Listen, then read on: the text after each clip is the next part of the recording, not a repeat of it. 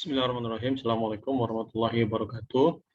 Anak-anak sekalian, kali ini kita akan membahas tentang materi yang kedua, yaitu kinematika dengan analisis vektor. Materi kinematika ini adalah materi kelas 11 peminatan rumpun IPA semester ganjil tahun 2022 tahun 2023.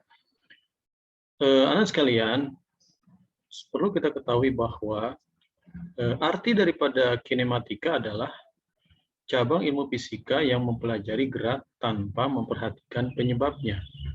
Karena sebagaimana kita tahu bahwa benda itu dapat bergerak karena ada penyebabnya. Contohnya adalah misalkan gaya tarik, gaya dorong yang menyebabkan benda tersebut bergerak. Namun dalam kinematika kita tidak membahas gaya-gaya yang menyebabkan benda tersebut bergerak. Dalam kinematika kita hanya mempelajari gerak tanpa memperhatikan penyebabnya tersebut. Untuk pembelajaran kali ini, kita memiliki capaian pembelajaran, yaitu diharapkan kalian mampu menerapkan konsep dan prinsip vektor di dalam kinematika.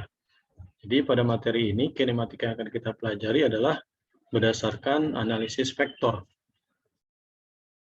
Tujuan daripada pembelajaran materi kinematika dengan analisis vektor ini adalah peserta didik diharapkan mampu menganalisis gerak lurus, gerak melingkar, dan gerak parabola dengan menggunakan analisis vektor.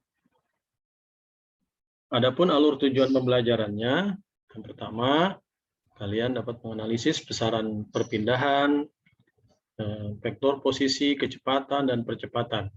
Yang kedua, menganalisis besaran kecepatan dan percepatan pada gerak melingkar dengan menggunakan vektor. Dan yang ketiga adalah menganalisis besaran perpindahan dan kecepatan serta karakteristik pada gerak parabola dengan menggunakan vektor. Adapun mind mapping ataupun peta konsep dari materi ini adalah sebagai berikut. Kinematika gerak dengan analisis vektor itu dibagi menjadi 3 bagian. Yang pertama adalah kinematika gerak lurus, yang kedua kinematika gerak melingkar, dan yang ketiga kinematika gerak parabola.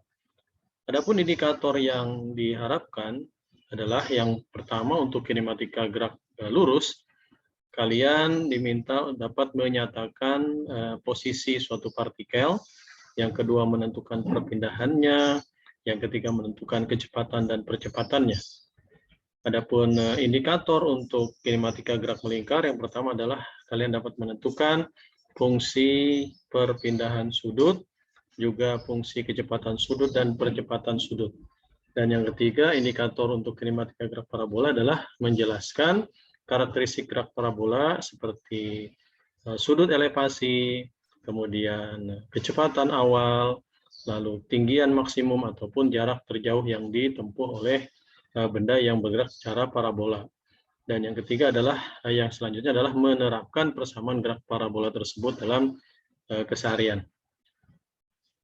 Sebetulnya untuk kinematika vektor ini aplikasi di kehidupan sehari-harinya adalah di bidang navigasi penerbangan, ya, navigasi kendaraan pesawat, ya, yaitu posisi-posisi pesawat tersebut pada koordinat-koordinat tertentu itu dituliskan atau disebutkan dalam bentuk vektor.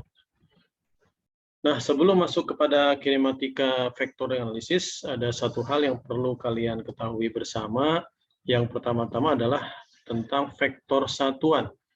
Apa itu vektor satuan? Nah, vektor satuan adalah vektor yang mempunyai panjang satu satuan.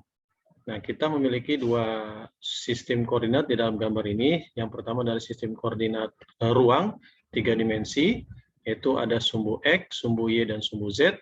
Serta yang kedua adalah sistem koordinat bidang 2 dimensi. Nah, adapun untuk koordinat sistem ruang 3 dimensi, itu lambang I, J, dan K. Ini menyatakan vektor satuan masing-masing adalah sebagai berikut. Untuk vektor satuan I topi, ini ada topi seharusnya, ya. Untuk vektor satuan I topi itu adalah terletak pada sumbu X. Untuk vektor satuan J topi itu adalah vektor yang terletak pada sumbu Y, dan vektor satuan K ini terletak pada sumbu Z. Sedangkan untuk vektor 2 dimensi, vektor satuan I hanya terletak pada sumbu X dan vektor J hanya terletak pada sumbu Y. Seperti gini. Nah, kemudian anak sekalian, kita masuk ke dalam vektor posisi. Setelah kita memahami tentang vektor satuan, yang selanjutnya adalah vektor posisi. Apa itu vektor posisi? Vektor posisi merupakan vektor yang menyatakan posisi suatu titik pada suatu bidang, dua dimensi, ataupun posisi suatu titik pada suatu ruang, kalau dia 3 dimensi. Sebagai contoh, ada sumbu XOY, ini adalah 2 dimensi. Kemudian ada sebuah titik A, ya, titik A. Ini terletak pada vektor satuan XI dan YJ ya. Nah, posisi titik A dalam bidang XOY tadi dapat dinyatakan dalam bentuk vektor posisi sebagai berikut. R sama dengan XI, sini ya XI, plus YJ. Dengan I merupakan vektor satuan pada sumbu X, dan J merupakan vektor satuan pada sumbu Y. Adapun besarnya R atau besarnya vektor R ini adalah dituliskan dalam bentuk kuadrat Pitagoras ya, dengan cara mencari hasil kuadrat Pitagorasnya, yaitu R sama dengan akar daripada XI kuadrat plus YJ kuadrat.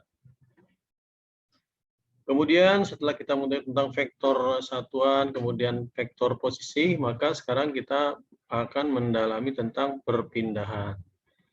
Apa itu perpindahan? Silakan kita perhatikan. Ini adalah sebuah sebuah posisi partikel titik A, ya, di koordinat sumbu XOY. Lalu dia berpindah posisi dari posisi R1 nanti ke posisi R2 sebagai berikut. Nah, ini adalah titik A. Titik A ini terletak pada vektor satuan XI dan vektor satuan YJ, yaitu X1I dan X1J. Kemudian ini adalah posisinya.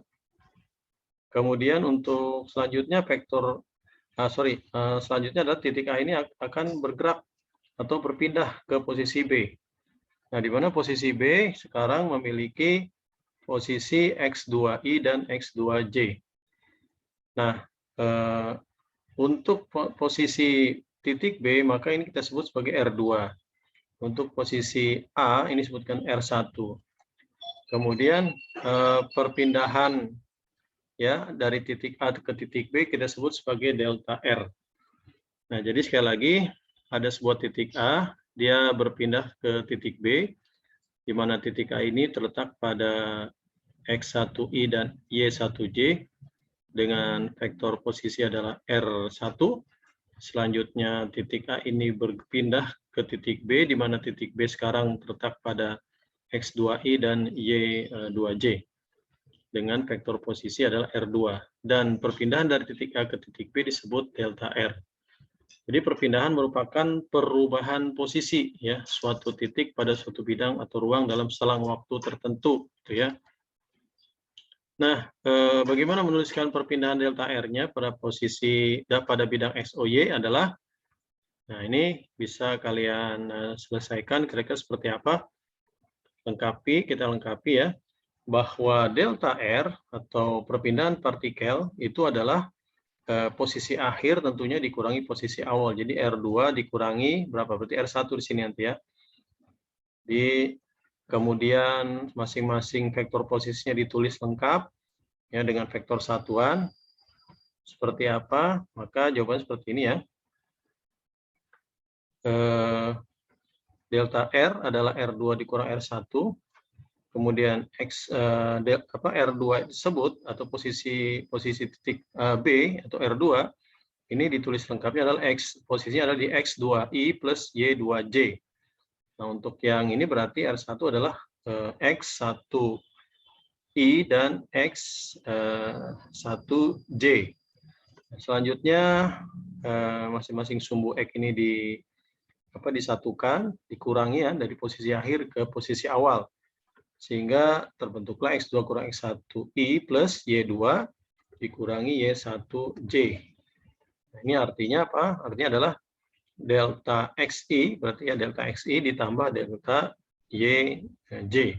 Nah, inilah cara penulisan menentukan perpindahan titik dari satu titik yang awal ke titik akhir sebagai posisi akhirnya dengan cara penggunaan vektor. Jadi ini masih dalam bentuk vektor ya. Nah, ini sebagai contohnya saja kita coba.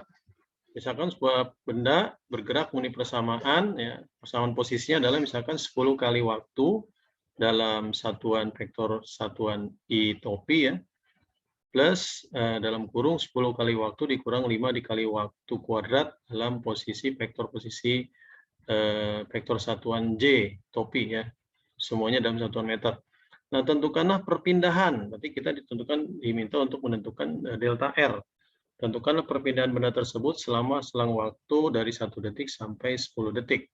Maka jawabannya adalah sebagai berikut. Ini kita masukkan saja untuk yang posisi R2 dulu ya. Jadi posisi akhirnya dulu, karena nanti perpindahan itu adalah posisi akhir kurangi posisi awal. Nah, posisi akhirnya adalah kita masukkan waktu dalam selang waktu 10 detik tadi. Jadi 10 kali 10, 10 kali 10 I plus 10 kali 10 dikurangi 5 dikali 10 kuadrat. J ya, maka menghasilkan posisi R2 adalah 100I min 400J. Adapun posisi R1 itu dengan masukkan waktu adalah 1 detik, sehingga menghasilkan vektor posisi 10I plus 5J. Jadi ini adalah vektor posisi yang awal, yang R2 adalah vektor posisi pada saat sudah bergerak selama 10 detik. Nah, berapa perpindahannya? Berarti perpindahan tadi adalah dikurangi ya. Jadi dikurangi antara vektor posisi R2 dikurangi vektor posisi R1. Jadi ini ditulis saja semuanya ya yang sudah diketahui R2 dikurang R1 sehingga menghasilkan vektor posisi perpindahan adalah 90I min 405J. Nah, kalau ingin mengetahui berapa besarnya perpindahan tersebut, maka dicari dengan menggunakan kuadrat Pitagoras ya. Jadi seperti ini, maka kita masukkan 90 kuadrat ditambah minus 405 kuadrat, diakarkan, menghasilkan besarnya perpindahan 414,9. Jadi besarnya perpindahannya adalah kurang lebih 414,9. Adapun dalam vektor posisi penyebutannya, perpindahan tersebut adalah 90I min 405J satuan meter. Dan kira-kira ini adalah gambarannya kalau kita masukkan ke dalam Excel ya, bahwa pada detik pertama posisi di sumbu X-nya itu adalah di 10, posisi di sumbu Y-nya adalah 5. Kemudian dan seterusnya ya, pada detik kedua posisi pada sumbu X-nya 20 dan posisi pada sumbu Y-nya 0. Jadi 20 0 pada saat dia 2 detik pertama ya 20 0. Kemudian pada saat selanjutnya minus 15 dan seterusnya sampai minus 400. Ini kira-kira gambarannya seperti ini. Ya, demikian untuk bagian pertama dari kinematika dengan analisis vektor sampai kepada menentukan besarnya perpindahan. Semoga bermanfaat. Assalamualaikum warahmatullahi wabarakatuh.